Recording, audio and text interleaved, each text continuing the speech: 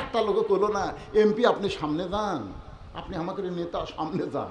কারণ সমস্ত চামচারাই জানে আমাকে এমপি ঠিক মতো আল্লাহ আকবারই কবার পারে না। জোরে কোন কথা ঠিক না? কি যে বিপদে ছিলাম ভাই এই 15টা বছর। আর বিজ্ঞাপন পড়তে পড়তে কাম সারা। একটা লুচ্চা, একটা মদখোর, একটা জিনাখোরের নাম বিজ্ঞাপনের প্রথম। জোরে কোন কথা ঠিক কিনা? লুচ্চা। আমি গুরুদাসপুরে এক মাহফিলে দেখেছি, সমস্ত কথা আমার রেকর্ড হচ্ছে। নেতা মদ খাতে খাতে টেজে আইছে, মদ খাতে খাতে। কে যেন কইছে বলেছি রাজাকার, মদ খাই যাচ্ছে টেজে। মদের গন্ধে মানুষ অস্থির, কিন্তু নেতার বিরুদ্ধে বলার শক্তি কারো নাই। কি একটা সময় চলে গেছে আমাদের বাংলাদেশে। জোরে কোন কথা ঠিক? ওই সময়কে আবার আনবেন নাকি? এই জন্যে জীবন দেবো কার জন্য? আল্লাহ বলে মুসা মৃত্যুকে পছন্দ করার 3 নম্বর কারণ কি? 3 নম্বর কারণ অত্যন্ত গুরুত্বপূর্ণ। আমি আপনাদের সামনে বলবো, ইন্না লিল্লাহর তাফসীর পুরাপুরি হয়ে যাবে। কারা কারা শুনবেন আল্লাহকে একটু হাত দেখান। লিল্লাহে তাকবীর। আমি ইচ্ছা করলে ওয়াজ টানতে টানতে 1টা পর্যন্ত নিয়ে যাবার পারবো, কিন্তু লাভটা কিছু নাই। কারণ যদি কোনো কারণে ফজরের নামাজটা কাজা হয়ে যায়, এজন্য কোরআনের পাখি আল্লামা সাইদি হুজুর কোনোদিন 12টা পর্যন্ত ওয়াজ করে নাই। তিনি উঠেছেন 8টার সময়, 10টার মধ্যে মোনাজাত হয়ে যেত। ধরে কোন ঠিক কিনা? সাইদি হুজুরের ওয়াজ শুনে, আল্লামা সাইদির ওয়াজ শুনে ফজরের নামাজ নষ্ট হয়েছে এমন কোনো শ্রোতা বলতে পারবে না। কিন্তু আমাদের মতন এই তেলতেলা বক্তার ওয়াজ শুনে বাড়ি যায়, কখন মুয়াজ্জিন আজান দেয়। আমার এলাকার এক মুয়াজ্জিন ওয়াজ শুনবার গেছিল, ওয়াজ শুনে আসে এমন ঘুমাতে ভাই, আজানের সময় মুয়াজ্জিনই চেতন পাই নাই। যারা ওয়াজ শুনবার যায়নি তারা সব মসজিদে গেছে। তারা মসজিদে গেছে, কে রে মুয়াজ্জিন আসেনি কেন? মানে ওরকে প্রতিদিন উঠে উঠে একটা অভ্যাস হয়ে গেছে, আজান আর লাগ না, আজান ছাড়াই এরা চেতন পাই। উঠে মসজিদে যায়, দেখে মুয়াজ্জিনই নাই। কিন্তু আমরা চেতন পেলাম, মুয়াজ্জিন পাই না কেন? সব আস্তে আস্তে মুয়াজ্জিনের বাড়িতে গেছে। মুয়াজ্জিন সাহেব, মুয়াজ্জিন সাহেব। মুয়াজ্জিন বের হয়েছে করে বলতেছে, কি ভাই? বলে আজান যে হয় নাই, তো ওয়াজ শুনবার গেছিলাম। ওরা বলতেছে আমরা যাইনি, চেতন পাচ্ছি। আর তুই যাই আছে, চেতন পাসনি কি? মুসা আলাইহিস সালাম মৃত্যুকে পছন্দ করার 3 নম্বর কারণ অত্যন্ত গুরুত্বপূর্ণ কারণ, আমাদের সকলের শুনতেই হবে। 2টা শুনেছি। 1 নম্বর কারণ হলো না মরলে জান্নাতে যাওয়া। বিশ্বাস করেন আপনারা? না মরলে জান্নাতে যাওয়া যাবে? লাইলাতুল মেরাজে নবী আমাদের ইমামতি করছিলেন বাইতুল মুকাদ্দাসে, যে বাইতুল মুকাদ্দাস এখন ইসরায়েলের ইহুদিরা দখল করার পায় তারা করতেছে। ধরে খান কথা ঠিক কিনা? আপনার বাইতুল মুকাদ্দাস বোঝেন? যে বাইতুল মুকাদ্দাসে আমাদের নবী হয়েছিল ইমাম, আর সমস্ত নবী রাসূল হয়েছিল মুসল্লি। সেই বাইতুল মুকাদ্দাস মসজিদ হিসেবে আল্লাহ কোরআনে ঘোষণা করেছে, অথচ ইহুদির বাচ্চারা সেই বাইতুল মুকাদ্দাস দখল করতে চায়। ফিলিস্তিনের সন্তান হওয়ার পরেই মা বলে, বাইতুল মুকাদ্দাসের জন্য তোকে ছেড়ে দিলাম। আমরা কোনো সন্তান জন্ম দেই না, আমরা মুজাহিদের জন্ম দেই। ইসরায়েলি ইহুদিরা ফিলিস্তিনের শিশু বাচ্চাদের হত্যা করতেছে, তারপরেও মায়েরা পিছন দিকে হয় না। দরকারে সব মুসলমান মরবে, ইহুদির হাতে বাইতুল মুকাদ্দাস দেওয়া যাবে না। ধরে ধরে কথা এরকম একটা গামলার ভিতর করে, কার ভিতর? ইয়াজিদ তখন ক্ষমতার চেয়ারে বসে আছেন। হুসাইন রাদিয়াল্লাহু মস্তক মুবারক ইয়াজিদের সামনে যখন দেওয়া হয়, ইয়াজিদের হাতে একটা লাঠি ছিল, ওই লাঠিটা হুসাইন রাদিয়াল্লাহু মুখের মধ্যে ঢুকাইয়া দিল। দেহ পড়ে আছে কারবালায়। জোরে কোন দেহ কোথায়? আফসোস করে লাভ নাই, শোনা লাগবে।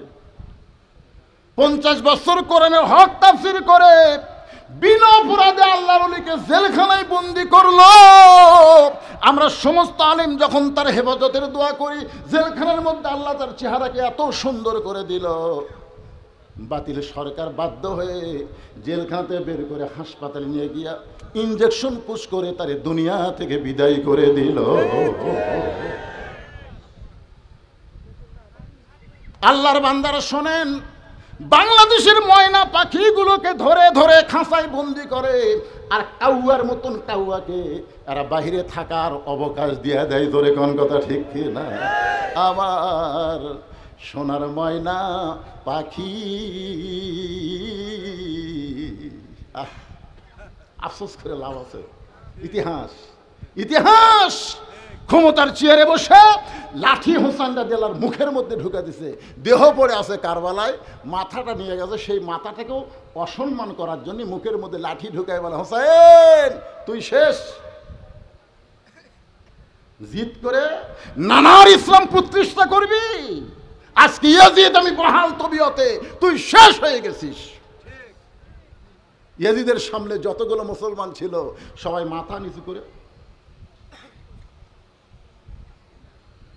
করে বসে আছে, কারণ লোকমা দিলি তাকে শেষ করে দিবে, একজনও মাথা তোলে না।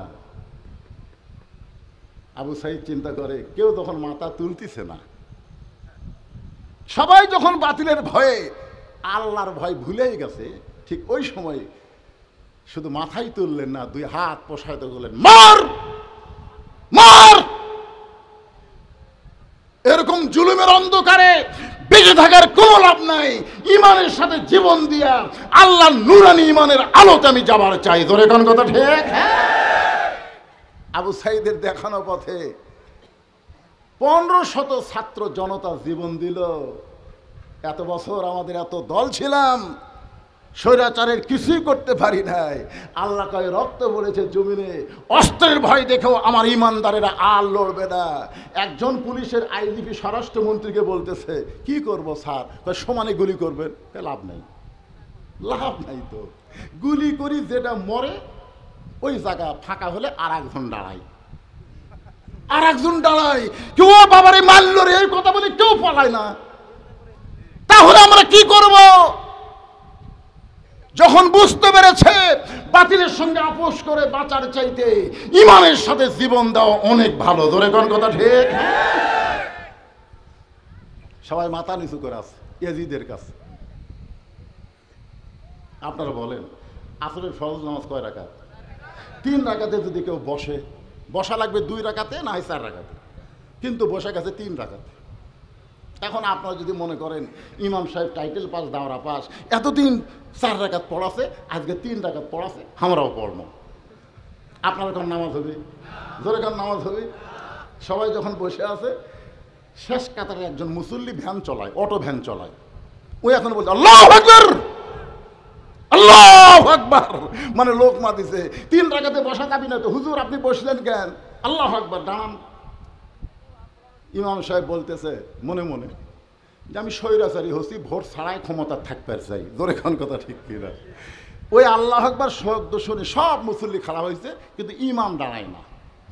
এখন আপনাদের কাছে আমার মন জানতে চায়, সমস্ত মুসল্লি কি ইমামের পক্ষে থাকবে না ভ্যানালার পক্ষে যাবে? কেন যাবে? কারণ ভ্যানালা যেটা করতেছে সেটা নিজের কাজ না। নেতা ভুল করলে তাকে লোকমা দিয়ে সাইজ করা হলো ইমানের দায়িত্ব। ধরে কোন ঠিক না? কিন্তু কেউ সাইজ করে না, সবাই মাথা নিচু করে। তার মানে বোঝা গেল ইয়াজিদ যা করবে তাই, বাধা দেওয়ার কেউ। এমন সময় 80 বছরের একজন বুড়া সাহাবী, 80 বছরের একজন বৃদ্ধ মাজায় লাঠি ভর দিয়ে দাঁড়ায় গেছে। লাঠি ভর দিয়ে দাঁড়ায় বলতেছে, ইয়াজিদ তুমি যার মুখের মধ্যে লাঠি ঢুকাইছো তারে তুমি চিনো? সুবহানাল্লাহ বলেন। ইয়াজিদ যার মুখে লাঠি ঢুকায় তুমি তিরস্কার করতেছো তাকে তুমি চিনো? যদি তুমি চিনতে পারো তাহলে এরকম বেয়াদবি কথা তুমি বলতা না। আজকে যে আলেমদেরকে তুমি ইয়াজিদের মতন স্বৈরাচারী হয়ে বিনা অপরাধে জেলখানায় ঢুকাইছো, অনেক আল্লাহর কোরআনের নেতাদেরকে বিনা অপরাধে তুমি ফাঁসির মঞ্চে নিয়ে গেছো। ধরে কোন কথা ঠিক না? তুমি কি তাদের চিনো না? একই অবস্থা। ওই বুড়ো সাহাবীর নাম হলো আনাস ইবনে মালিক। জোরে বলেন বুড়াটার নাম কি? আনাস ইবনে মালিক। ঠিক মতো দাঁড়াবার পারে না, লাঠি ভর দিয়ে দাঁড়ায় বলতেছে, ইয়াজিদ, তুমি তার মুখে লাঠি দিয়ে তিরস্কার করতেছ, তার কি তুমি চিনো? চিনো? আমি একাধারে 10 বছর আল্লাহর নবীর খাদেম ছিলাম। সুবহানাল্লাহ বলেন। ওই বুড়া সাহাবী বলতেছে, আমি একাধারে 10 বছর আল্লাহর নবীর খেদমত করেছি। নবী ফরজ নামাজগুলো মসজিদে জামাতের সঙ্গে আদায় করতেন, নিজে ইমামতি করতেন, আর সুন্নাত নফলগুলো আল্লাহর নবী বাড়িতে পড়ায় পছন্দ করতে। ফরজগুলো নবী কোথায় পড়তেন? জোরে বলেন, কোথায়? মসজিদে। আর সুন্নাত নফলগুলো বাড়িতে পড়তেন। আল্লাহ রাসূল বলেছেন, বাড়িকে তোমরা ভূতের বাড়ি বানায়ো না। বাড়িকে মাঝে মধ্যে নামাজ পড়া দরকার আছে না? কোন নামাজ? ফরজ। আনাস ইবনে মালিক বলে, আল্লাহর নবী বাড়িতে নফল নামাজের নিয়ত করলেন, নবী রুকু করে যখন সিজদায় গেছে, এমন সময় ওই হোসাইন যার মুখে লাঠি ঢুকাইছো, ওই হোসাইন কোত্থেকে দৌড়ে এসে নানার পিঠে লাফ দেয় চড়ে বলতেছে, চল ঘোড়া চল, চল ঘোড়া চল। আমি আনাস আশ্চর্য হয়ে গেলাম, নবীর পিঠে চড়ে চল ঘোড়া বলতেছে। আমি হোসেনের বেয়াদবি দেখে আর সহ্য করতে পারলাম না। আমি আস্তে করে গিয়া নবীর পিঠ থেকে যখন হোসেনকে নামাবার চাই, এমন সময় আল্লাহ নবী নামাজ পড়া অবস্থায় আমাকে নিষেধ করলেন। কিছুক্ষণ পরে হোসাইন বলতেছে, যেই ঘোড়া চলে না, এই ঘোড়ার পিঠে খামাকা বসে থেকে কি করব? যখন হোসাইন রাগ করে চলে গেছে, এমন সময় নবী নামাজ শেষ করে চোখের পানি নিয়ে আমি বললাম, নবী গো, এত বড় বেয়াদবি করতেছে, আমি পিঠ থেকে নামাবার চাইলাম, আপনি কেন নামাজ পড়া অবস্থায় নিষেধ করলেন? আল্লাহ নবী বলে, রে আনাস, তুমি কি জানো আমি হোসেনকে পিঠ থেকে নামাবার চাইছিলাম, কিন্তু নামাজের মালিক আল্লাহ বলে, হাবিব, আপনি নবী যেমন হোসেনকে ভালোবাসেন, আমি আল্লাহ তেমন ভালোবাসি। আপনারা ঘোড়া বানায় খেলতেছে, আমি আল্লাহর বড় ভালো লাগতেছে। যতক্ষণ আপনার পিঠে বসে থাকবে, আপনি সেজদা থেকে মাথা উঠাবেন না। ইয়াজিদ, নবীরে ঘোড়া বানাইলে আল্লাহর ভালো লাগে, আর তার মুখে তুমি লাঠি ঢুকায় বলতেছো তুমি শেষ, তুমি শেষ। আল্লাহর নবী মসজিদ নববীর মধ্যে ওয়াজ করতেছেন। মসজিদ নববী, এই যুবকেরা, মেসি নেইমারের ভক্ত হস? হ্যাঁ, মেসি নেইমার রাত 3টা পর্যন্ত আর্জেন্টিনার খেলা দেখে ফজর আজান শুনে ঘুমায় যায়। এরা মুসলমান। 3টা পর্যন্ত কার খেলা দেখে? মেসির খেলা দেখে। কোন দিক দিয়ে গোল দেয়, পরের দিন ওটাই আর কি টক শো। আর 3টার সময় আর সালাতো, 3টার সময় ঘুমায় যায়, আর সালাতো খায়ুর নাম শোনার পরে চেতন পায় না। ও কি মুসলমান? কথা বলেন, মুসলমান?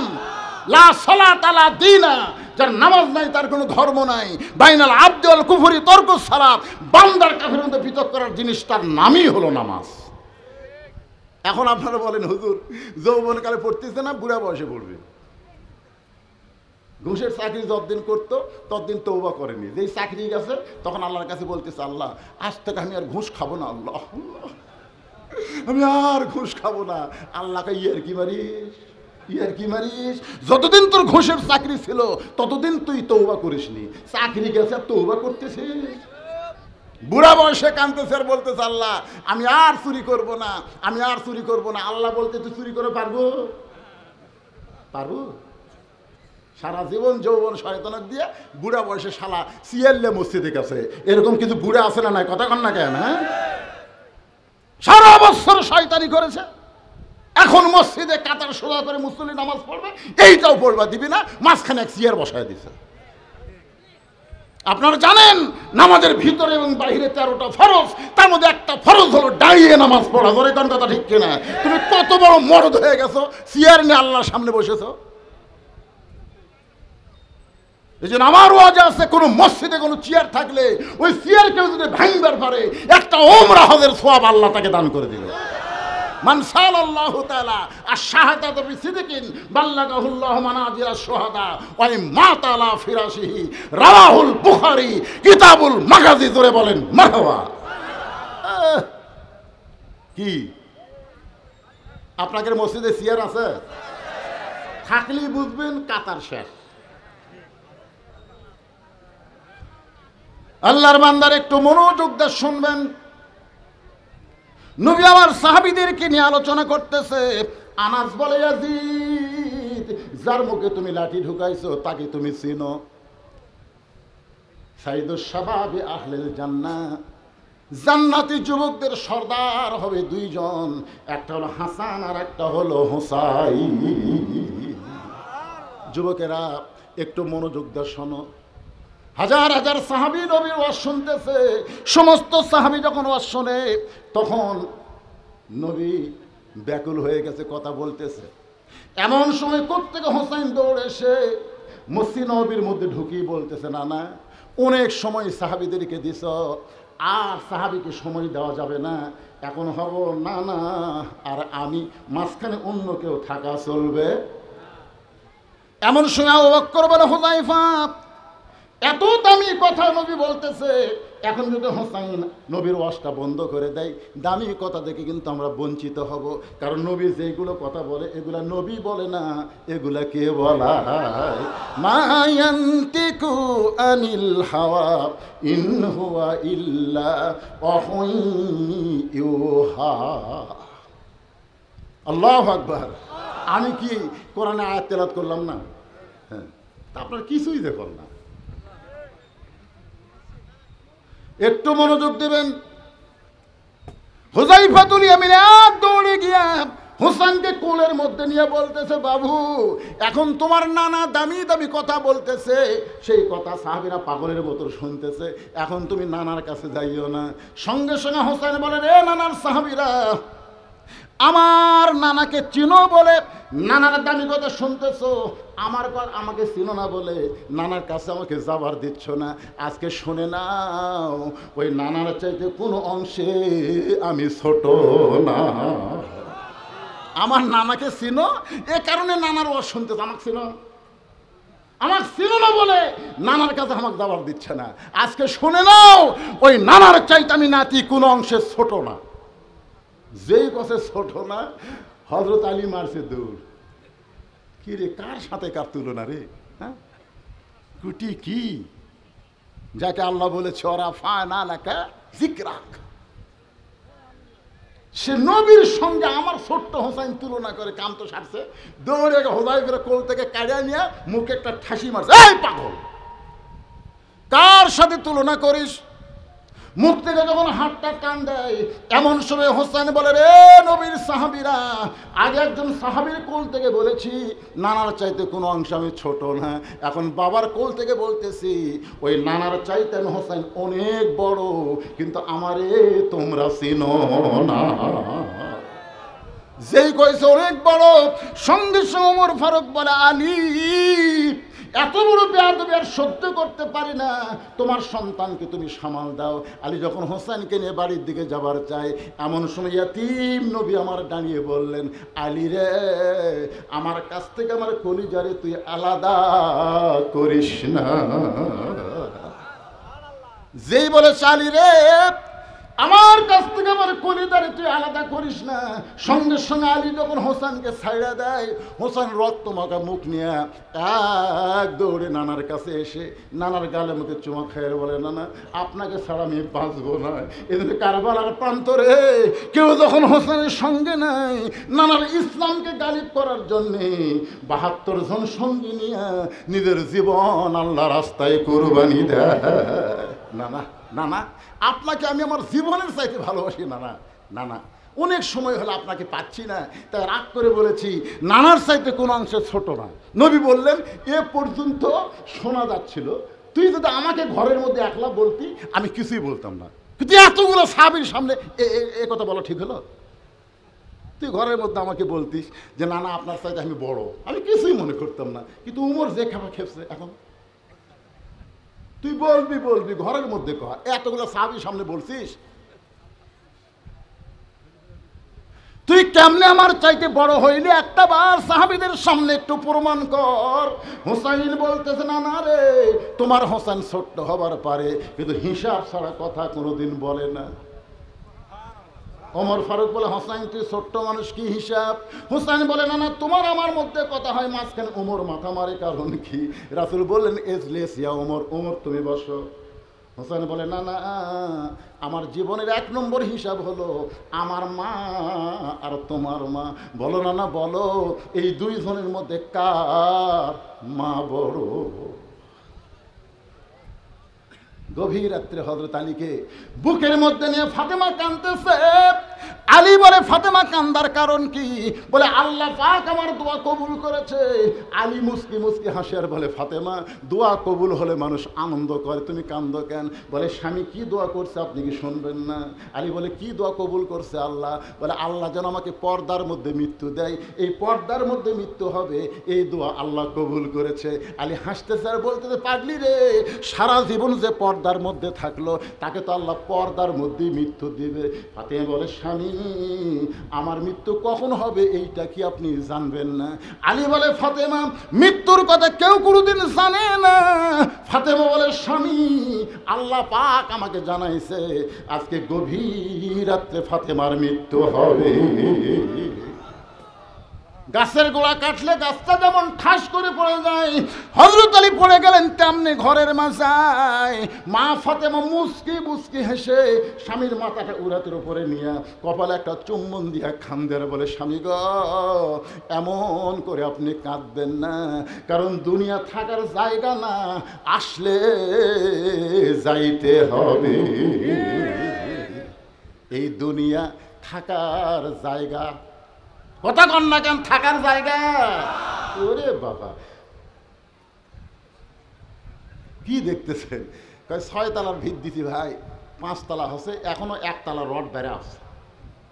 ফেরেশতা কয়, শয়তান উপর দিকে না তাকা, নিচের দিকে তাকা, নিচের দিকে তাকা। তুই যতই বিল্ডিং 6 তলা 7 তলা বানা, তোর ঠিকানা 5 তলায় হবে না, তোর জায়গা হবে নিচ তলায়। জোরে বলেন কথা ঠিক? নিচ তলা মানে কি? কথা কয় না, একটু মনোযোগ দিয়ে শুনবেন। ফাতেমা বলে, স্বামী গো, আমি মরে যাওয়ার পর আমার 3টা চাওয়া আপনাকে গ্রহণ করা লাগবে, 3টা চাওয়া আপনাকে কবুল করা লাগবে। আলী কান্দার বলে, ফাতেমা গরিব ছিলাম বলে দুনিয়াতে কিছুই চাইলা না, মরার পরে কি চাইবা ফাতেমা? বলে 1 নম্বর চাওয়া হলো রাতের অন্ধকারে আমাকে দাফন করবেন, পর্দার মধ্যে মৃত্যুবরণ করব, দিনের বেলায় কবর দিবেন চলবে না, রাতের বেলায় আমাকে দাফন করবেন। আমার 2 নম্বর চাওয়া হলো আমার কোনো জানাজার ব্যবস্থা করবেন না। আলী বলে, ফাতেমা হাজার হাজার মানুষ তোমার জন্য দোয়া করবে। ফাতেমা কত ভালো। ফাতেমা মুস্কি মুস্কি হাসের বলে, 1,00,000 মানুষ যদি ফাতেমা বলে ভালো, আর আপনি যদি বলেন ভালো না, ফাতেমার 1 তিল পরিমাণ লাভ হবে না। আর দুনিয়ার তামাম মানুষ যদি বলে ফাতেমা খারাপ, আর আপনি যদি বলেন আমার বউ ফাতেমা ভালো, স্বামীর সার্টিফিকেট আল্লাহ 8টা জান্নাতের দরজা খুলে দিবে। ওগো স্বামী, আমার 3 নম্বর চাওয়া হলো আমার লাশটা খাটনিতে তুলবেন না, কারণ একজন মেয়ের পর্দা কবর দেওয়া পর্যন্ত, মাটি দেওয়া পর্যন্ত, লাশটা খাটনিতে যখন তুলবেন 4 জন পুরুষ মানুষ ফাতেমার লাশ কাঁধে নেবে। এমন পুরুষ আমি ফাতেমা খুঁজে পাইলাম না। আমার বাবা যদি দুনিয়াতে থাকতো, মরা মেয়ের লাশের খাটনি বাবা কাঁধে নেবার পারতো, কিন্তু 6 মাস আগে আমার বাবা আমাকে ছেড়ে চলে গেছে।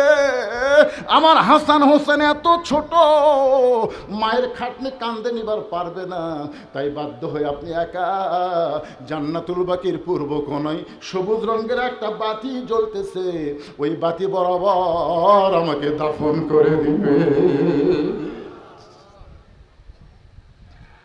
বাজান রে, একটু মনোযোগ দিবেন। আপনি যদি আমার কবর খুঁড়তে না পারেন, আপনার বন্ধু কেউ থাকলে তারে বলবেন কবর খুঁড়ে দিতে। আলীর বন্ধু আবু যর গিফারি কবর খুঁড়তে খুঁড়তে কবর থেকে যখন পালায় যায়, ফাতেমার লাশটা কবরে নিয়ে গিয়ে দাফন করার পরে আলী মাটি দিয়ে আল্লাহর কাছে বলতেছে, আল্লাহ আমার ফাতেমা রে তুমি কবুল করে নাও। এই দোয়া করার পরে হযরত আলী তাকায় দেখে সামনে 5-6টা পুরাতন কবর দেখা যায়। এই মাত্র ফাতেমার কবর দিল, সেই নতুন কবর আর দেখার উপায় নাই। গোটা জান্নাতুল বাকি দৌড়ায় আর বলে, ফাতেমার কবর, আমার ফাতেমার কবর নিজের হাতে দিলাম, সেই কবর কোন জায়গায়? আমার ফাতেমার কবর আর কেন খুঁজে পাই না? কে যেন বলে, আলী ফাতেমা পর্দানিশি, আমি আল্লাহ জোহরা ডিগ্রি দিয়া ফাতেমার কবরটাকে কিয়ামত পর্যন্ত পর্দা করে দিয়েছি। নবী কান্দের বলে, হোসাইন রে, আমার মা আমিনা জান্নাত পাবে কি পাবে না সেই গ্যারান্টি আমি দিবার পারবো না। আর হোসেনের মা ফাতেমা শুধু জান্নাত পাবে না, জান্নাতি নারীদের নেত্রী হবে। আমার মায়ের চাইতে হোসেনের মা ফাতেমা আল্লাহর কাছে কোটি কোটি গুণ বড়। হোসেন বলে, না না, আচ্ছা ঠিক আছে, মায়ের দিক দিয়ে তো আমি বড় হলাম, তো বাপের দিক দিয়ে? নবী চমকে উঠছে যে এইরকম হিসাব আমার কাছে কেউ চাবে, নবী কল্পনাই করেনি। সোনাল বলেন না কেন, এটা কি জাতা হিসাব? এখন বলেন কার বাপ বড়, আমার বাপ বড় না আপনার বাপ বড়? আপনারা বলেন তো, আল্লাহ নবীর বাপের নাম কি? আব্দুল্লাহ। জোরে বলেন, নাম কি? জান্নাত পাওয়ার কোনো গ্যারান্টি। আর হোসেনের বাপের নাম কি? জান্নাত পাওয়ার গ্যারান্টি কে দিছে? আরো জোরে। এই দুনিয়াতে সমস্ত সাহাবীরাই জান্নাত যাবে, কোন সাহাবীরা জাহান্নামী হবে এইটা বলার শক্তি আমাদের নাই। রাদিয়াল্লাহু আনহুম ওয়ারাদু আন যালিকা লিমান খাশিয়া রাব্বা, এই আয়াত প্রমাণ করে দিল যাদের নামের শেষে রাদিয়াল্লাহ দেখা থাকবে তারা বিনা হিসাবে জান্নাতি হবে। এই জন্য সাহাবী নিয়ে কোনো সমালোচনা করা যাবে, সবাই জান্নাতি। কিন্তু 10টার নাম আশারে মুবাশশারা, 10 জন, তার মধ্যে 4 নম্বরে কার নাম? এই ছেলে পেলে কথা কও না কেন রে বা? এইগুলো নম্বর জানো না আপনারা? 1 নম্বর আবু বকর, 2 নম্বর উমর, 3 নম্বর ওসমান, 4 নম্বর আল্লাহ রাসূল বললেন নম্বরের দিক দিয়ে আলী 4 নম্বর হতে পারে, কিন্তু আমার 4 জন সাহাবী 1 নম্বর। সবাই চিন্তা করতে দেখে রে, 1 নম্বর আবু বকর, 2 নম্বর উমর, 3 নম্বর ওসমান, 4 নম্বর আলী, তাহলে সবাই 1 নম্বর কেমনে হয়? আল্লাহ রাসূল বললেন নরমে 1 নম্বর আবু বকর, গরমে 1 নম্বর উমর, সম্পদে 1 নম্বর ওসমান, আর জ্ঞানে 1 নম্বর আলী। তাহলে সবাই কয় নম্বর? কিন্তু একসাথে তো বলা যাবে না, এই জন্যে একটু নম্বরের দরকার আছে না নাই? আবু বকর 1 নম্বর, উমর 2 নম্বর, ওসমান 3 নম্বর, 4 নম্বর আলী। রাসূল কান্দার বলে, হাসান হোসাইন রে, তোমার বাবা আলী শুধু জান্নাতি নয়, সার্টিফিকেট পাওয়া একজন মানুষ। আমার বাবা আব্দুল্লাহর চাইতে তোমার বাবা আলী কোটি কোটি গুণ আল্লাহর কাছে বড়। এবার হোসাইন দৌড়ে গিয়া নানার হাত ধরে বলে, নানা এটাই আমার শেষ প্রশ্ন নানা, এখন বলো তো আমার নানা আর তোমার নানা, এই 2 নানার মধ্যে কোন নানা বড়? আমার নানা তোমার নানা, এই 2 নানার মধ্যে কোন নানা বড়? সঙ্গে সঙ্গে ওমর ফারুক দৌড়ে এসে হোসেনকে এক টানে বুকের মধ্যে নিয়ে মুখে চুমা খায় আর বলে, আলী রে, আমি ওমর না হয় মূর্খ মানুষ, কিন্তু তুমি জ্ঞানী হইয়া এই মুখের উপরে এত জোরে ঠাসি কেন দিলা? আপনারা কি বলতেছেন, কি বুঝতেছেন? ওমর ফারুক বলতেছে, আলী আমি না হয় মূর্খ, কিন্তু তুমি জ্ঞানী। আপনারা বলেন তো পৃথিবীর মুসলমানের মধ্যে 1 নম্বর জ্ঞানীর নাম কি? আরো জোরে, জোরসে বলেন। আনা মাদিনাতুল ইলমে ওয়া আলিও বাবুহা। সাহাবীদের নিয়ে রাসূল খাচ্ছেন, রাসূলের পাশে বসে আছেন হযরত আলী। আলীর জ্ঞান দেখার জন্য আলী খুরমা খেজুর খাচ্ছে আর বিচিটা আলীর সামনে রাখতেছে। আলী যখন অন্যদিকে মন দেয় হট করে বিচি রেখে দেয়। এক সময় রাসূল বলতেছে, দেখো আমার আলীর পেটে এত খিদা, কতগুলো খেজুর একলাই খাবে, বিচি ঠিক হয়ে গেছে। আলী বলতেছে, ভাই আমার পেটে খিদা বেশি, এই জন্য বিচিও বাড়াছে বেশি। তোমরা বলো তো ক্ষুধা বেশি কার, যে বিচি বার করা খায় না বিচি সহ খায়? সবাই বলতেছে ক্ষুধা তারই বেশি যে বিচি সহ খায়। নবীর সামনে তাকায় দেখো একটাও বিচি নাই। এখন বলো ক্ষুধা কার বেশি? সঙ্গে সঙ্গে নবী দাঁড়িয়ে বললেন, আলী আজ থেকে তোর ডিগ্রি হলো আনা মাদিনাতুল ইলম ওয়া আলিও বাবুহা। ওমর ফারুক হোসেনকে বুকের মধ্যে নিয়ে বলে, হোসাইন তোমার নানার নানা ওয়াহাব জুহুরিকে দুনিয়ার কেউ চিনে না। আর হোসেনের নানা স্বয়ং আল্লাহ কোরআনে করেছেন ঘোষণা, ওয়া ইন্নাকা লাআলা খুলুকিন আযীম। নবীর নানার চাইতে হোসেনের নানা কোটি কোটি গুণ বড়। এখন হোসেন বলে, নানা মায়ের দিক দিয়ে যদি আমি বড় হই, বাবার দিক দিয়ে যদি আমি বড় হই, নানার দিক দিয়ে যদি আমি বড় হই, তাহলে তুমি বড় কোন দিক দিয়ে? সঙ্গে সঙ্গে রাসূল আনাস বলি, ইয়াজিদ ইয়াজিদ, যার মুখের মতো লাঠি ঢুকাইছিস। সঙ্গে সঙ্গে রাসূল এভাবে হোসেনকে উপর দিকে তুলে বললেন, এ সাহাবীরা বলো তো, আমি আর হোসেনের মাথা কার উপরে? নবী এরকম মাথার উপর তুলিছে। তখন সাহাবী বলতেছে, হুজুর আপনার মাথার উপর তো হোসেনের মাথা দেখা দেয়। আলী বলতেছে, মাথা উপরে থাকলে কি হয়, পা তো মাটিত নাই। মারাত্মক একটা অ্যাঙ্গেলের ডোজ দিছে, তোর এখন কথা ঠিক না। মাথা উপরে থাকলে কোনো পা তো মাটিত নাই। আজকে হোসেনের এত দাম হয়েছে হোসেনের জন্য না, আল্লাহর নবীর কারণে। জোরে কোন কথা ঠিক কিনা? আর সেই মুখে তুমি লাঠি ঢুকাইয়া অহংকার করতেছ। হোসেন শেষ হয়ে গেছে? হোসেন শেষ হয়নি, তুমি শেষ। তখন সব মাথা তুলে কয়, কে রে এ বুড়া, কে রে? তুমি শেষ। যে ক্ষমতার অহংকারে ভালো মানুষকে হত্যা করে অহংকার করে কথা বলতেছ, আমি তো দেখতে পাচ্ছি। ইয়ানজুরু বিনুরিল্লাহ, জোরে কোন সুবহানাল্লাহ। ইত্তাকু ফিরাসাতাল মুমিনিনা ফাইন্নাহু ইয়ানজুরু বিনুরিল্লাহ। যারা প্রকৃত মুমিন হবে তারা তোমাদের মতন এই ভোঁতা চোখ দিয়ে দেখবে না, তারা যা দেখবে আল্লাহর নূরের সাহায্যে। যেটা দেখেছে আল্লামা সাঈদী, জোরে কোন কথা ঠিক কিনা? তার প্রত্যেকটা কথা 100 ফলে যাচ্ছে। ধরে কথা কন না, কথা কন না। আপনারা কি মনে করছেন আমাদের মতন এইরকম চোখ দিয়ে দেখছে? আল্লাহ রাসূল বলতেছেন, ইত্তাকু ফিরাসাতাল মুমিনিনা ফাইন্নাহু ইয়ানজুরু বিনুরিল্লাহ। আনাস বলতেছে, আমি দেখতে পাচ্ছি। তখন ইয়াজিদ কিন্তু সিয়ারে, ধরে কান কোথায়? আনাস বলতেছে, আমি দেখতে পাচ্ছি অচিরেই তোমার ক্ষমতা যাবে, তুমি নিগৃহীত হবে, তোমার নাম পৃথিবীতে আর কেউ বলবে। আপনারা বলেন তো, কয় বছর? মাত্র 5 বছরের মধ্যে ইয়াজিদ শেষ। আজকে গোটা বাংলাদেশ যদি অনুবীক্ষণ যন্ত্র দিয়ে খোঁজেন, ইয়াজিদ নামের কোনো মানুষ আপনারা পাবেন? আমার এলাকার এক আকাশ মহন্ত, তার এক বেটা হচ্ছে, আমারে কয় মামা, মামা করে কয়, একটু দোয়া করে দেন তো। আমি বললাম, দোয়া লাগবে না, একটা ভালো নাম কই। বলে, কি নাম মামা? বলে, তোমার সন্তানের নাম ইয়াজিদ থো।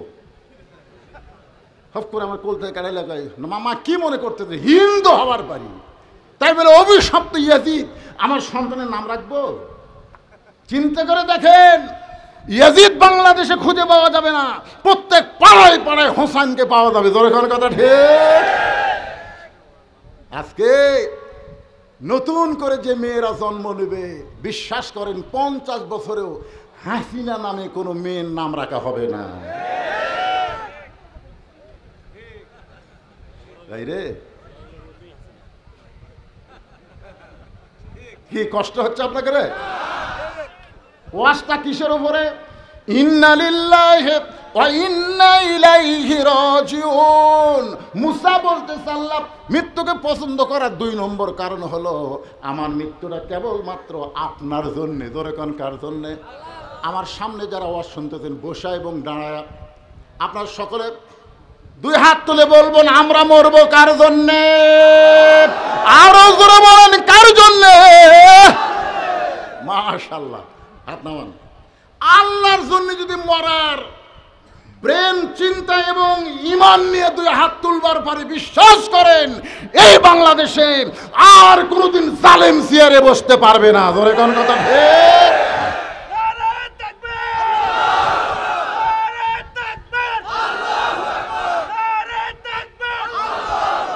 আপনারা বলেন, বাংলাদেশের মসজিদগুলো কার দখলে আছে? কোন জালেমের দখলে না আলেমের দখলে? কথা কন না কেন? আমার এলাকার হাবিজ সাহেব বলছে, হুজুর আজকে আমার জীবন সার্থক। আমি বললাম, কেমনে ভাই? আজকে এমপি সাহেব আমার পাশে নামাজ পড়ছে হুজুর। 6 মাস হলে আমার বেতন বাকি, অসুবিধা নেই, কিন্তু এমপি হুজুর আমার পাশে। একটা লোক করলো না, এমপি আপনি সামনে যান, আপনি হামাকের নেতা সামনে যান, কারণ সমস্ত চামচারাই জানে হামাকের এমপি ঠিক মতো আল্লাহ আকবারই কবার পারে না। জোরে কোন কথা ঠিক না? কি যে বিপদে ছিলাম ভাই এই 15টা বছর। আর বিজ্ঞাপন পড়তে পড়তে কাম সারা। একটা লুচ্চা, একটা মদখোর, একটা জিনাখোরের নাম বিজ্ঞাপনের প্রথম। জোরে কোন কথা ঠিক কিনা? লুচ্চা।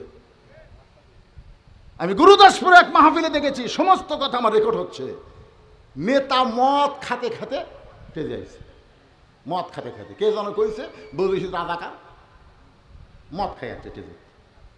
মদের গন্ধে মানুষ অস্থির, কিন্তু নেতার বিরুদ্ধে বলার শক্তি কারো নাই। কি একটা সময় চলে গেছে আমাদের বাংলাদেশে। জোরে কোন কথা ঠিক? ওই সময়কে আবার আনবেন নাকি? এই জন্যে জীবন দেবো কার জন্য? আল্লাহ বলে, মুসা মৃত্যুকে পছন্দ করার 3 নম্বর কারণ কি? 3 নম্বর কারণ অত্যন্ত গুরুত্বপূর্ণ। আমি আপনাদের সামনে বলবো, ইন্না লিল্লাহর তাফসীর পুরাপুরি হয়ে যাবে। কারা কারা শুনবেন আল্লাহকে একটু হাত দেখান। লিল্লাহে তাকবীর।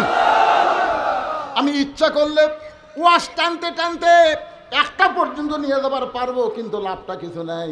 কারণ যদি কোনো কারণে ফজরের নামাজটা কাজা হয়ে যায়, এজন্য কোরআনের পাখি আল্লামা সাঈদী হুজুর কোনোদিন 12টা পর্যন্ত ওয়াজ করে নাই। তিনি উঠেছেন 8টার সময়, 10টার মধ্যে মোনাজাত হয়ে যেত। ধরে কোন ঠিক কিনা? সাঈদী হুজুরের ওয়াজ শুনে, আল্লামা সাঈদীর ওয়াজ শুনে ফজরের নামাজ নষ্ট হয়েছে এমন কোনো শ্রোতা বলতে পারবে না।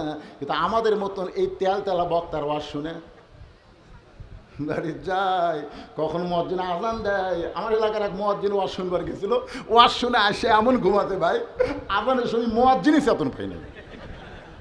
যারা ওয়াজ শুনবার যায়নি তারা সব মসজিদে গেছে। তারা মসজিদে গেছে, কে রে মুয়াজ্জিন আসেনি কেন? মানে ওরকে প্রতিদিন উঠে উঠে একটা অভ্যাস হয়ে গেছে, আজান আর লাগ না, আজান ছাড়া এরা চেতন পাই। উঠে মসজিদে যায়, দেখে মুয়াজ্জিনই নাই। কিন্তু আমরা চেতন পেলাম, মুয়াজ্জিন পাই না কেন? সব আস্তে আস্তে মুয়াজ্জিনের বাড়িতে গেছে। মুয়াজ্জিন সাহেব, মুয়াজ্জিন সাহেব। মুয়াজ্জিন বের হয়েছে করে বলতেছে, কি ভাই? বলে আজান যে হয় নাই, তো ওয়াজ শুনবার গেছিলাম।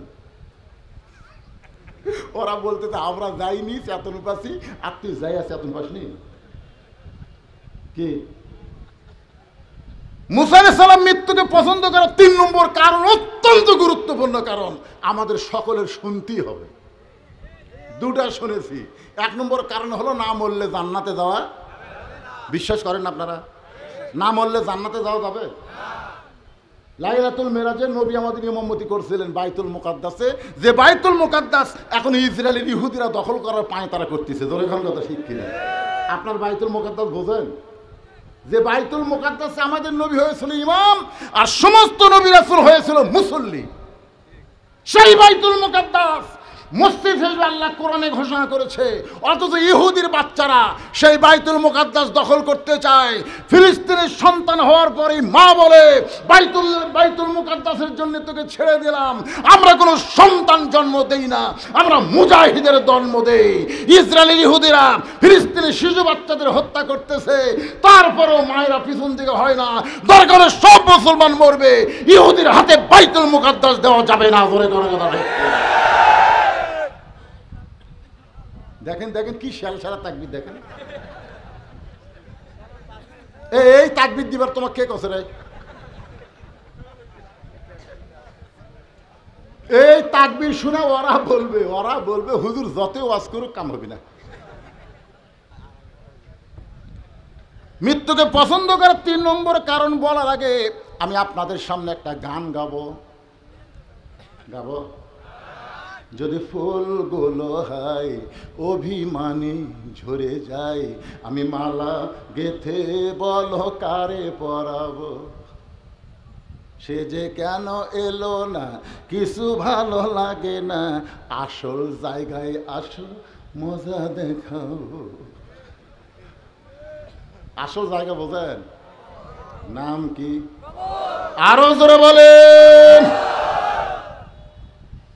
মুনকির নাকির 3টা প্রশ্ন করবে। ইমাম গাজ্জালী রহমতুল্লাহ আলাইহি ইহয়া উলুমুদ্দিন কিতাবের মধ্যে লেখছে, নামাজ নিয়ে যারা কবরে গেছে, ফজর নামাজ পড়ছে, জোহর নামাজ আদায় করার আগে মৃত্যু হয়ে গেছে, অসুস্থ হয়ে যদি 2-1 ওয়াক্ত কাজা হয় সেটা ধরার মধ্যে না, কিন্তু নামাজ পড়া অবস্থায় দুনিয়া থেকে বিদায় হয়ে গেছে। মুনকির নাকির এসে বলতেছে, মান রব্বুকা, তোমার রবকে? ওই মৃত্যু মুমিনকে আল্লাহ ঘুম ভাঙাবে না, তার পক্ষে নামাজকে দাঁড় করায় দিবে। নামাজ চিল্লায় বলবে, রে মুনকির নাকির, কাকে রব সম্পর্কে প্রশ্ন করতেছ? এই মুসলমান সারা জীবনে কত ওয়াক্ত নামাজ পড়েছে তোমরা কি জানো? মুনকির নাকির বলবে, আমরা তো হিসাব জানি না। তাহলে মান রব্বুকা প্রশ্ন করতেছ? যে লোকটা মসজিদের মধ্যে ঢুকেই নিয়ত করার পরে বলে আলহামদুলিল্লাহি রব্বিল আলামিন, যেই লোকটা রুকুতে গিয়ে বলে সুবহান রব্বিল আযীম, যে লোকটা সিজদায় গিয়ে বলে সুবহান রব্বিল আলা, দুনিয়াতে এতবার রব রব করে দুনিয়া থেকে কবরে আইছে, আরামের ঘুম পাড়তেছে, আর মান রব্বুকা প্রশ্ন করে তার ঘুমটা কেন ভাঙ্গাও? মুনকির নাকির বলে, আল্লাহ তোমার বান্দাকে মান রব্বুকা প্রশ্ন করার সঙ্গে সঙ্গে নামাজ যে খেপছে, আমরা এখন কি করব আল্লাহ? আল্লাহ কয়, মুনকির নাকির সাক্ষী থাক যে নামাজ নিয়ে কবরে আইছে, তার 1 নম্বর উত্তর হয়ে গেছে।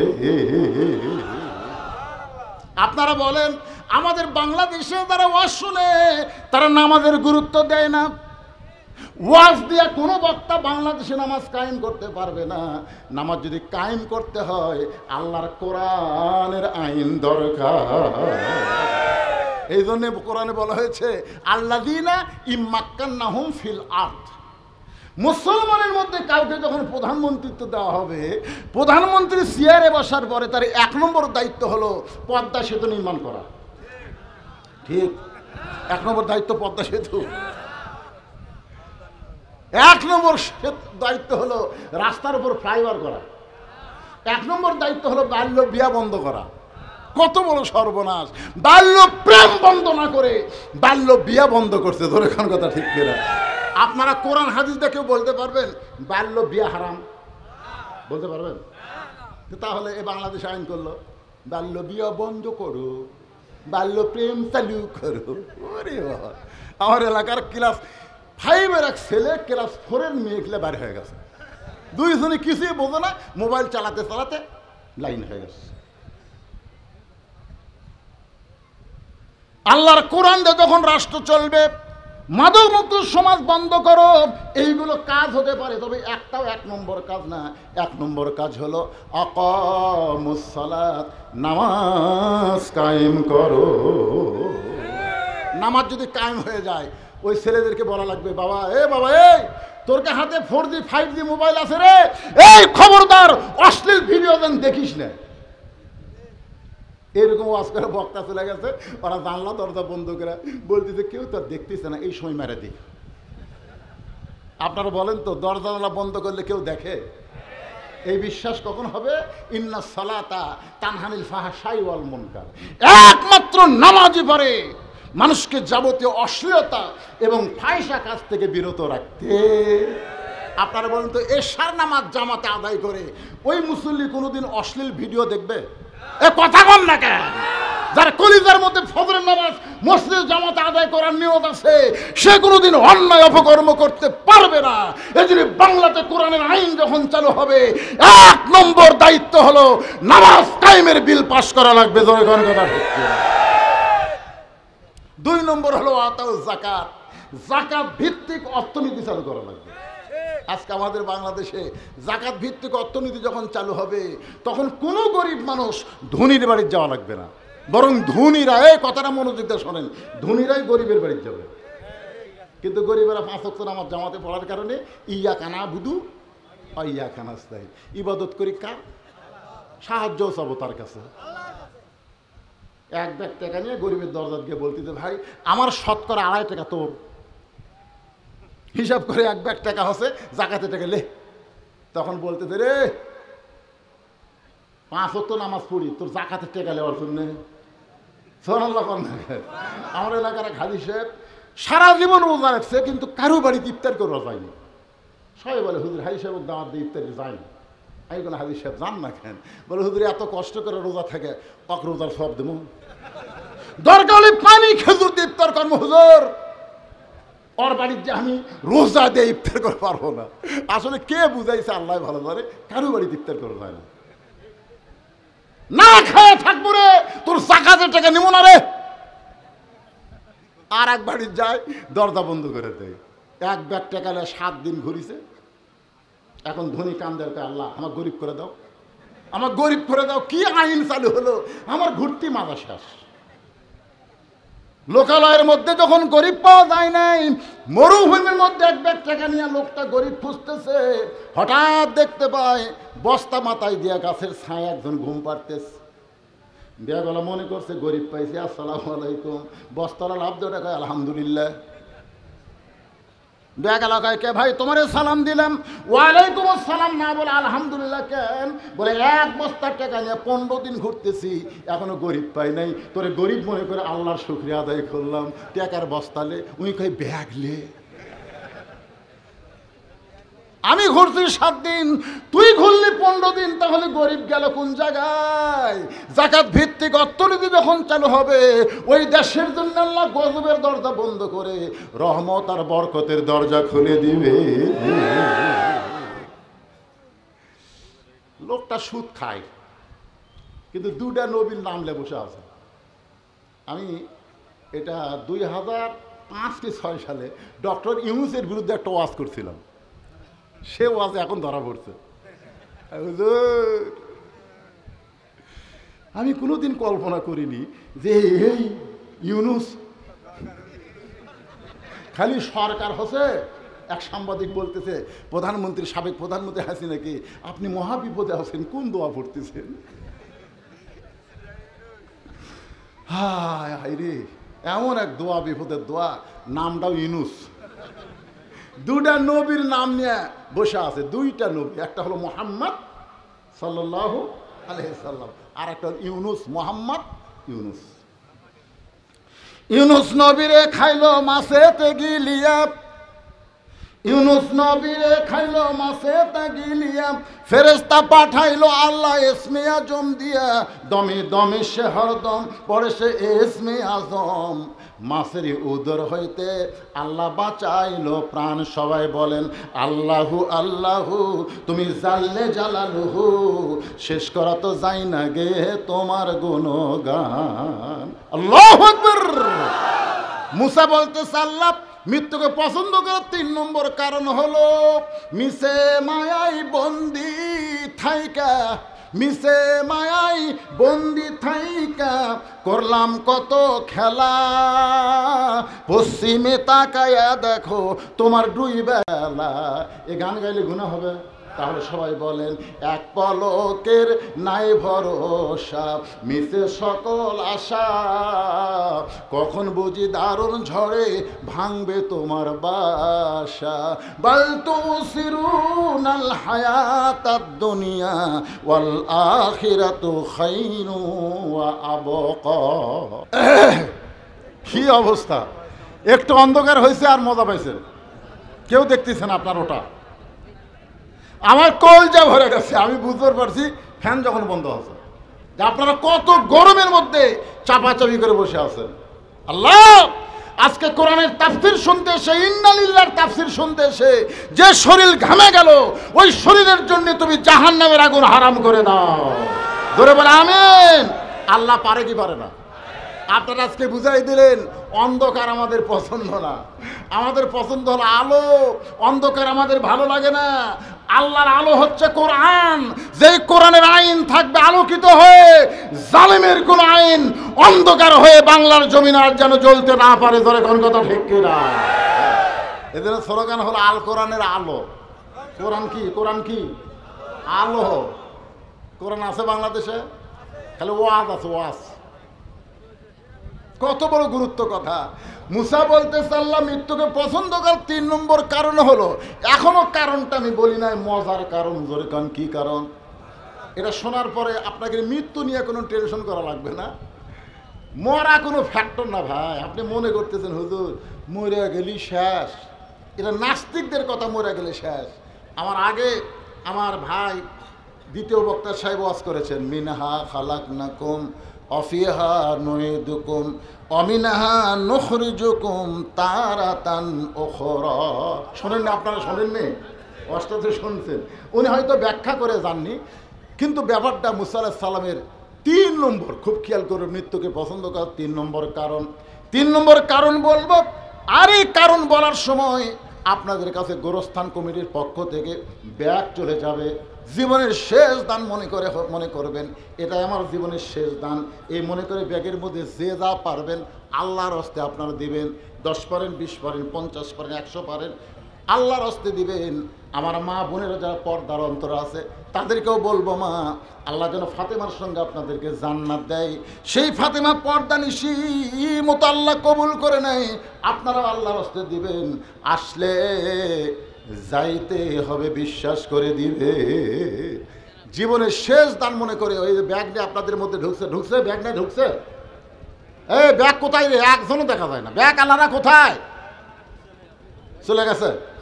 ব্যাগের আদায় শেষ। কোথায় কোথায় একজনকেও তো দেখা যায় না ভাই। হ্যাঁ, না না, তখন এত মানুষ ছিল না, হয়তো পিছন দিকে যাক। এই ব্যাগ আলা ভাইরা কোথায় রে? একজনও হাত তুলে দেখায় না রে বা। এই একটা, এটি একটা, ভিতরে ঢোকেন। আর উঠে কেন? এরা উঠে কেন? যারাই উঠবে এই সময় 3 নম্বর কারণ না শুনে যারা উঠবে, প্যারালাইসিস ব্যারাম বোঝেন।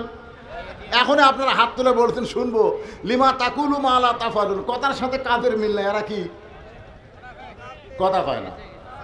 আপনারা কোরআন বাংলাদেশে চালু হোক, আপনারা তো চাবেন না। এমনি এমনি বক্তার তালে হাত তুলছেন নাকি? এই হাত যারা তুললেন, মুসা আলাইহিস সালামের মৃত্যুকে পছন্দ করার 3 নম্বর কারণ শুনবো, আর না শুনে আপনি চলে যাচ্ছেন। তার মানে আপনারা কি মনে করছেন সারা রাত ওয়াজ হবে? কারেন্ট চলে গেছে, সিগন্যাল দিয়েছে, কারণ যেই কারেন্ট চলে গেছে ঘড়ির দিকে তাকে কাটায় 12। তার মানে বোঝা গেল 12টার পরে তারিখ পরিবর্তন হয়। বক্তা যে তারিখে দাওয়াত নিচ্ছে ওই তারিখে ওয়াজ করবে, অন্য তারিখে কি যাবি? এই মনে করে কারেন্ট টান দিতে। কিন্তু আমি যে বেহা বক্তা, তোর এখন কি বক্তা, বেহা বোঝেন না, এই তারিখ বোঝে না। 12টার পরে কয় তারিখ? ধরে কোন কয় তারিখ? 1 তারিখ, 31 তারিখ, ধরে বলেন কয় তারিখ? আমি তারিখ দাওয়াত দিয়েছি 30 তারিখে, 31 তারিখ হয়ে গেছে। তারপরেও বলতেছি, মুসা বলতেছে আল্লাহ মৃত্যুকে পছন্দ করার কারণ হলো দুনিয়ার জীবন হলো ক্ষণস্থায়ী, আর আখেরাতের জীবন হলো চিরস্থায়ী। ভাই, আপনারা এই কথাটা গুরুত্ব দিয়ে শুনতেছেন না। আপনারা বলেন যে দুনিয়াতে আছেন, এই দুনিয়ার জীবন কি ক্ষণস্থায়ী? ধরে বলেন কি? মরার পরে যেই জীবন আল্লাহ আমাদেরকে দিবে, এই জীবন কি? তা আপনাদের কাছে কোনটা ভালো লাগে, ক্ষণস্থায়ী না চিরস্থায়ী? হ্যাঁ, যে বাড়ি বানাচ্ছেন, যে আপনার চাল চলন, আপনার ক্ষণস্থায়ী জীবন ভালো লাগে না, এ কথা মুখ দিয়ে বললে হবে না, কাজে কর্মেই প্রমাণ করতেছে আপনার যাওয়ার কথাই মনে নাই। জোরে কোন ঠিক? মুসা বলতেছে আল্লাহ দুনিয়ার জীবন হলো ক্ষণস্থায়ী, আখিরাত হলো চিরস্থায়ী। মৃত্যুকে পছন্দ করার কারণ হলো ক্ষণস্থায়ী জীবন থেকে চিরস্থায়ী জীবনে আমি চলে যাব। আজকে এই মাহফিলে যারা আলোচনা শুনলাম, কোন বনেরই পাখি তুমি। হ্যাঁ, মহিলাদের কাছেও ব্যাগ গেছে। আমার মা বোনের আল্লাহর হস্তে দান করবেন। মা, মেয়েদের মন নরম, যাদের বাপ মা কবরে গেছে, বাপ মা রোহের মাগফিরাতে আল্লাহর হস্তে দিবেন। একজন বলতে যে হুজুর ব্যাগের কাম হয়ে গেছে। আপনারা বলেন তো, ব্যাংকে কি টাকা আপনারা একবার থন না বারবার থন? বারবার কেন থন? কম, যতবার টাকা ব্যাংকে রাখবো ততবার টাকা রাখার কারণে আমার টাকা বেড়ে যাবে। আপনি দান যত করবেন, আল্লাহ আপনার নামে জান্নাতের ব্যাংকে একটা অ্যাকাউন্ট খুলে দেবে। যত দিবেন ওই অ্যাকাউন্টে আল্লাহ দিয়ে দিবে।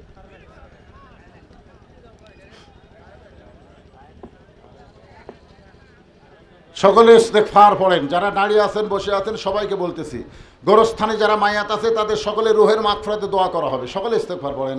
আস্তাগফিরুল্লাহাল্লাযী লা ইলাহা ইল্লা হুয়াল হাইয়ুল কাইয়্যুম ওয়া আতুবু ইলাইহি লা হাওলা ওয়ালা কুওয়াতা ইল্লা বিল্লাহিল আলিয়্যিল আযীম।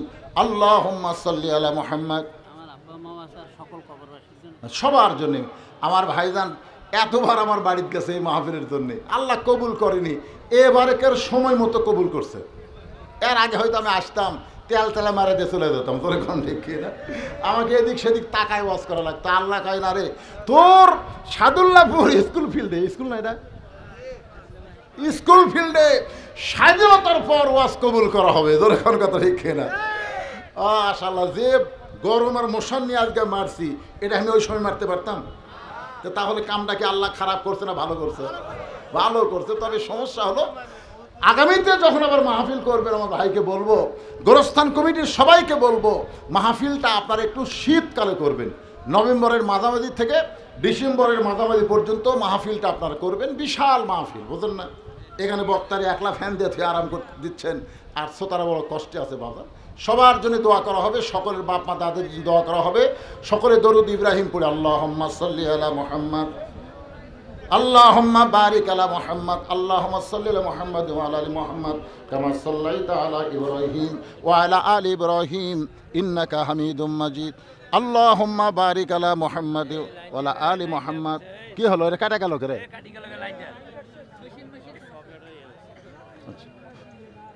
তোমরা এটি বসে থাকো, এই মোনাজাত পর্যন্ত এখানেই থাকো, দরকার ফ্যান বন্ধ করে দিতে তাও। আল্লাহুম্মা আমিন। আল্লাহুম্মা আনতাস সালাম ওয়া মিনকাস সালাম তাবারাকতা ইয়া যাল জালালি ওয়াল ইকরাম। আল্লাহ কঠিন গরমকে উপেক্ষা করে তোমার পাগল বান্দা বান্দিরা আরামের বাড়ি ঘুমকে বাদ দিয়া কোরআন হাদিসের মহব্বত কলিজার মধ্যে নিয়ে এই জান্নাতের বাগানে বসে বসে কোরআন হাদিসের আলোচনা শোনার শেষে আমি গুনাহগারের সঙ্গে রহমতের দরজায় ফকির হয়ে দোকানা হাত তুলেছে। মেহেরবানি করে আজকের মাহফিল আমাদের সকলের হিদায়াতের জন্যে, নাজাতের জন্যে, জান্নাতের জন্যে কবুল করো। এই মাহফিলের শুরু থেকে শেষ পর্যন্ত যত আলোচনা হয়েছে আল্লাহ, এর মধ্যে যদি ত্রুটি হয়, ভুল হয়, মাফ করে দিও। এর জাহাদিয়া মঞ্জুর করো। সোনার মদিনায় নবী পাকের রওজা মুবারকে আল্লাহ কবুল করে নিও। তামাম আম্বিয়ায়ে কেরাম, আসহাবে কেরাম, তাবিনে কেরাম, তাবা তাবিনে কেরাম, তামাম পৃথিবীর মাটির নিচে যত মুমিন মুমিনা শুয়ে আছে আল্লাহ, সকলের আরওয়াহ ফরে হাদিয়া কবুল করো। আল্লাহ, যে কবরস্থানকে উল্লেখ করে আজকের এই জান্নাতের বাগান লাগছে, এই গোরস্থানের ভিতরে আমাকে যে ভাই দাওয়াত দিয়েছে তার বাপ মা দুইজনেই কবরস্থ হয়েছে। আল্লাহ, অনেকের মা নাই, বাবা নাই, কবরে চলে গেছে। আল্লাহ মেহেরবানি করে এই গোরস্থানে যত মুর্দা শাহীদ আছে আল্লাহ, সকলের কবরকে জান্নাতের টুকরা কবুল করে নাও। আজকে গোরস্থানকে মহব্বত করে নগদে বাকিতে যারা দান করেছে আল্লাহ, সকলের দানগুলোকে জান্নাতের বিনিময়ে কবুল করে নাও। এই গোরস্থান কমিটির সম্মানিত সভাপতি, আল্লাহ সহসভাপতি, এই গোরস্থান কমিটির সেক্রেটারি, কেশিয়ার সদস্য যারা, আল্লাহ সকলকে জান্নাতি কবুল করো। আল্লাহ তাআলা, আমার চেয়ারম্যান ভাই আমার ডান পাশে বসে আছে আল্লাহ, আল্লাহ তার নেক নিয়ত নেক আশায় কবুল করো।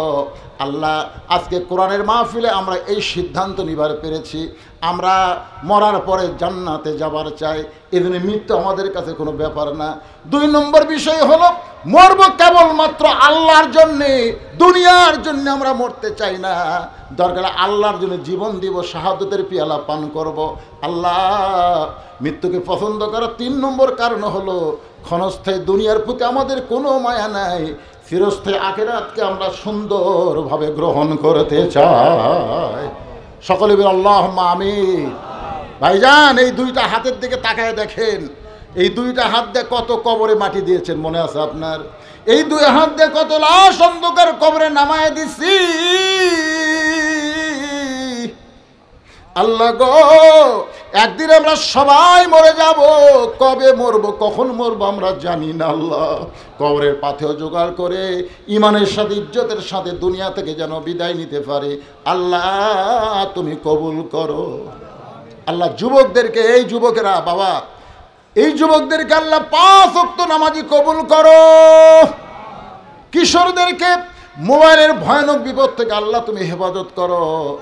আল্লাহ গো, আমার মা বোনদেরকে পর্দার মধ্যে কবুল করো।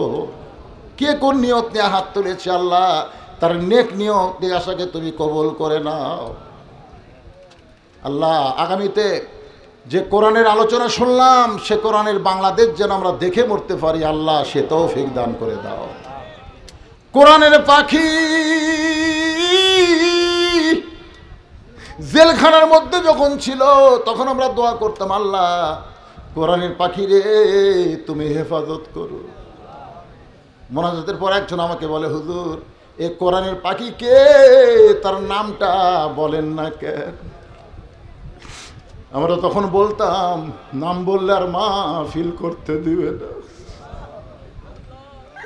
আল্লাহ গো, 50 বছর যিনি কোরআনের তাফসীর করেছে তার নামটা নিতে আমরা ভয় করেছি। স্বৈরাচার পতন হয়ে গেছে, ইয়াজিদের শাসন আর নাই। আবু সাইদে রক্তমাখা দেহ মাটিতে যখন লুটে পড়ল, আল্লাহ মুগ্ধ, পানি পানি বলে যখন বিড়ি ডাক দিল, আল্লাহ ১৫০০-এর বেশি ছাত্র জনতা রক্ত দিয়া স্বৈরাচার মুক্ত একটা দেশ আমাদেরকে দিয়ে গেছে। মাবুদ, তোমার কোরআন যে কত সুন্দর, যতদিন কোরআনের সমাজ না দেখব আমরা কোরআনের মূল্যায়ন করতে পারবো না। আল্লাহ, আমরা সৎ মানুষকে, ভালো মানুষকে, কোরআনের নেতাদেরকে আমরা সামনে দেখতে চাই। আল্লাহ, আমাদের সকলের জন্য দেখাটা কবুল করে নাও। সুবহান রাব্বিকা রাব্বিল ইজ্জাতি আম্মা ইয়াসিফুন ওয়া সালামুন আলাল মুরসালিন আলহামদুলিল্লাহি রাব্বিল আলামিন। ওয়াজাল আখিরাতে কালিমাতুনা, সকলে পড়েন লা ইলাহা ইল্লাল্লাহু মুহাম্মাদুর রাসূলুল্লাহ সাল্লাল্লাহু আলাইহি সাল্লাম। আসসালামু আলাইকুম ওয়া রাহমাতুল্লাহি